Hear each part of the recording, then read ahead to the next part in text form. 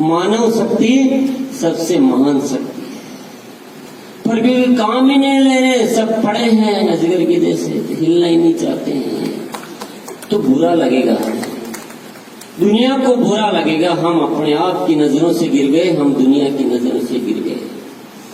अरे अमेरिका एक नया देश है, 500 साल पुराना देश है, आज दुनिया में कहां पहुंच गया? क्योंकि वहां का आदमी कर्मठ है। जापान कितनी भी बार खत्म हो जाता है, भूकंप आते हैं, त्रासदियां होती है, फिर खड़ा हो जाता है, क्योंकि वहां के लोगों में कर्मठ है, वो काम करते हैं। जर्मनी की कहानी आपने सुनी होगी कि वो द्वितीय विश्व युद्ध में खत्म हो गया, लेकिन आज वापस उठकर खड़ा हो गया, क्योंकि वहां के लोग नकारा नहीं है। वहां ऐसी कोई रोग नहीं है कि लोग पड़े रहे, लोग काम करते हैं, मेहनत करते हैं, जितनी मेहनत करनी हो उतनी करते हैं, कभी आलस्य नहीं करते, कभी नई चीज से घबराते नहीं है। और हिंदुस्तान में जो कहते हैं ऋषि मुनियों का देश है, बस गीत गाते हैं, पुराने जमाने की बातें कर करके अपने आप को गौरवान्वित महसूस करते हैं। और पुराने जमाने की बहुत बातें छोड़ो, आज क्या हो गया? पूरी दुनिया हमसे आगे निकल गई और हम दुनिया से पीछे हो गए। तो ये जो व्यवस्थाएं हमें खत्म कर देगी, एक नई व्यवस्था का जन्म हो गया इस सारे समीकरण को बदलने के लिए। एक ऐसा कॉलेज आ गया है जो कहता है कि तुम नौकर नहीं, तुम मालिक बनोगे।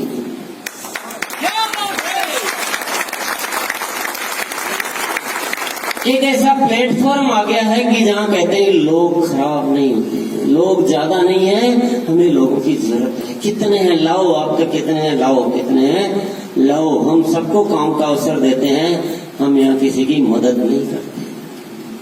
बैठे बिठाए खाने का कोई इंतजाम नहीं है। ये बात अलग है कि तुम कैसे भी हो, यहाँ आके तुम भी बड़े से बड़े मानव बन सकते हो।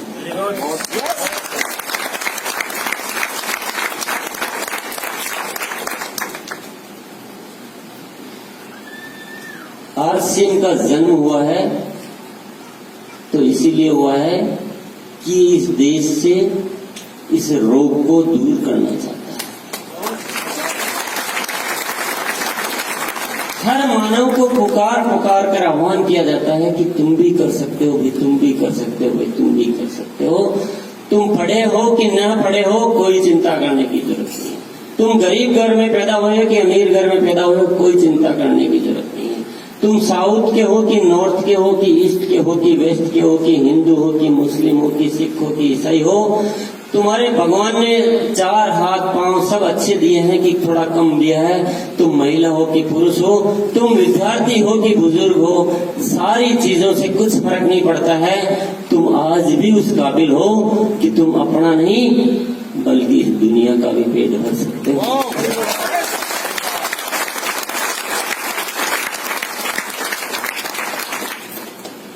तो आरसीएम की जो ताकत है वो बहुत बड़ी अपॉर्चुनिटी है। ये कोई छोटी मोटी घटना नहीं है, ये छोटा मोटा कार्य नहीं है।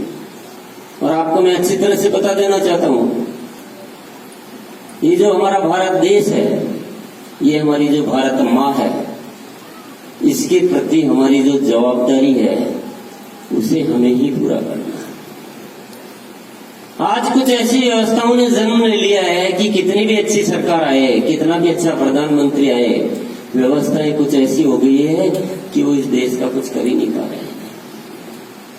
इतने रोग पाल लिए गए हैं, ऐसे सिस्टम खड़े कर दिए गए हैं कि वो चाहकर भी कुछ नहीं कर सकते हैं। अगर इस देश को अच्छा बनाना है, इस देश को उन्नति के शिखर पर पहुंचाना है, तो इस देश के नागरिक ही इस देश को उन्नति के शिखर पर पहुंचा सकते हैं। और इस देश को उन्नति के शिखर पर पहुंचाने के लिए आरसीएम जैसी किसी मजबूत व्यवस्था की सख्त आवश्यकता है। ये कोई मामूली चीज नहीं है। इसीलिए आरसीएम में जो भी काम किए जाते हैं, जो भी प्लानिंग की जाती है, जो भी योजनाएं बनाई जाती है, वो बहुत मजबूत स्तंभ पर आधारित होती है। वो टेम्परेरी सोच पे नहीं होती है, वो प्रलोभनों पर आधारित नहीं होती है, वो 4 आदमियों को, मतलब 400 आदमियों को पैसा हड़प कर 4 आदमियों की जेब में देने का कोई रणनीति नहीं बनाई जाती है। यहाँ तो हर बच्चे का विकास कैसे हो सकता है, उस सोच से सारी तैयारियां की जाती है। कईयों को पसंद नहीं आता है आरसीएम, बोले हमें तो तत्काल चाहिए, हमें येन केन प्रकरण उससे कोई लेना देना नहीं है, हमें तो इमीडिएट चाहिए। हजारों लोगों का खून होता तो होने दो, बस हमें हमारी जेब से मतलब है। कितने लोग समझाते हैं, कितने लोग आते हैं, लेकिन अपने को समझ में नहीं आता है। अपना फंडा बहुत क्लियर है। आप लोगों में ताकत हो तो चला लेना, नहीं ताकत हो तो मत चलाना। आरसीएम का दर तय है कि ये एक मजबूत आधारशिला के आधार पर खड़ा होगा। सही सोच, शुद्ध ईमानदारी और जन जन को उसके हक का पूरी तरह से मिले। अच्छे प्रोडक्ट हो, क्वालिटी प्रोडक्ट हो, रेट रीजनेबल हो, रीजनेबल प्लान हो, ग्राहक को भी फायदा हो और इसमें आने वालों को भी एक उचित तरह का ही लाभ मिले। अनावश्यक लाभ किसी को नहीं मिल सकता है। ये इस तरह की रणनीति पे ही बनेगा। मैं जितना दम है, जितना जीऊंगा, मैं उसी रणनीति पे काम करता रहूंगा। आप लोगों को अच्छा लगता है, पसंद आता है, आप में कुछ देश का जज्बा है, आप में कुछ जीने का कुछ मादा है, तो आप इस पे काम करते रहना, नहीं तो आप जानो और आपकी इरादा जाने।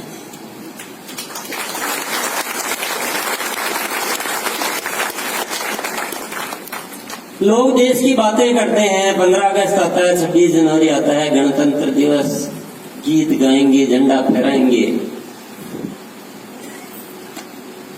अरे झंडा फहराते जरा अपनी जिम्मेदारी का भी तो याद करो।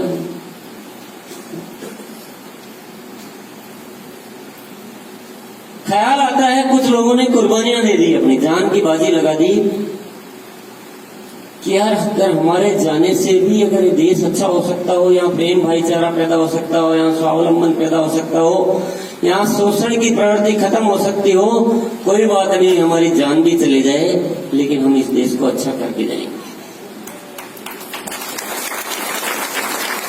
भगत सिंह फांसी पे चढ़ गया, सुभाष चंद्र बोस ने पूरा जीवन लगा दिया, महात्मा गांधी ने अपने आप को पूरी तरह से समर्पित कर दिया। ऐसी कितनी कहानियां, ऐसे कितने लोग हैं जिन्होंने इस देश का स्वर्णिम भविष्य की कामना करते हुए अपने आप को न्यौछावर कर दिया इस देश के लिए।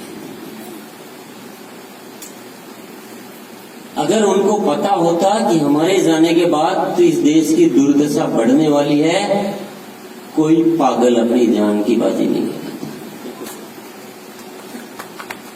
उनको तो लगता था कि आजाद हो जाएगा तो यहाँ सब कुछ ठीक हो जाएगा, यहाँ स्वावलंबी हर आदमी अपने पांव पे खड़ा होगा, कोई किसी से मांगेगा नहीं, मदद नहीं मांगेगा, आपस में इतना प्रेम होगा, इतनी भाईचारा होगा, इतना मतलब ऐसा देश होगा जो स्वर्ग के जैसा देश होगा। ऐसी परिकल्पना, इस उम्मीद के साथ उन्होंने अपनी जान की बाजी लगा दी। वो क्या कहकर गए हमें याद आपको? कर चले हम फिदा जानो तन साथियों, अब तुम्हारे हवाले वतन।